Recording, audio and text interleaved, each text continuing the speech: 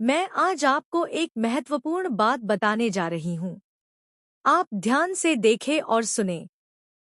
नया राज्य का प्रवेश या स्थापना।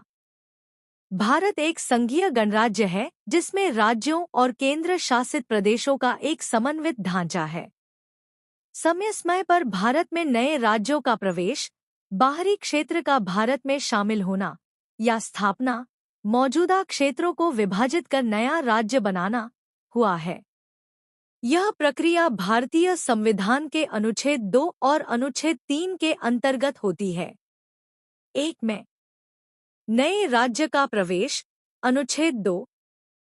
इसका अर्थ है कि कोई बाहरी क्षेत्र जो भारत का हिस्सा नहीं था, उसे भारत में शामिल करना। संसद इस कार्य को कानून बनाकर करती है और इसमें वह शर्तें और नियम भी तय कर सकती है जिन पर यह प्रवेश होगा। उदाहरण इस प्रकार है। सिक्किम 1975 पहले यह एक स्वतंत्र रियासत था, जिसे जनमत संग्रह के बाद भारत में शामिल किया गया और 22वां राज्य बनाया गया। संविधान का प्रावधान, अनुच्छेद 2। संसद विधि द्वारा संघ में नए राज्य को सम्मिलित कर सकती है या स्थापित कर सकती है। 2 में नए राज्य की स्थापना, अनुच्छेद 3। इसका अर्थ है कि भारत के भीतर के मौजूदा राज्यों से क्षेत्र को अलग करके नया राज्य बनाया जाए या दो राज्यों को मिलाकर एक नया राज्य बनाया जाए। यह संसद द्वारा राष्ट्रपति की सिफारिश पर किया जाता है। उदाहरण इस प्रकार है। झारखंड 2000 बिहार से अलग कर बनाया गया। छत्तीसगढ़ 2000 मध्य प्रदेश से अलग होकर बना।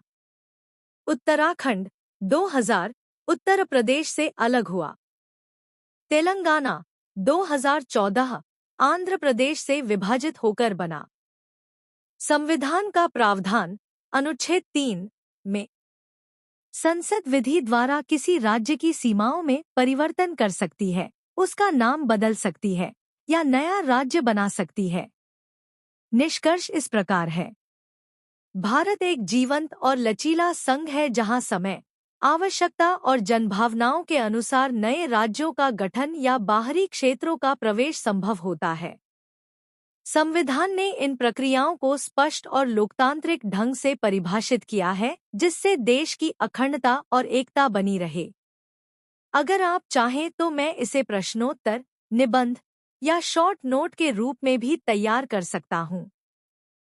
धन्यवाद।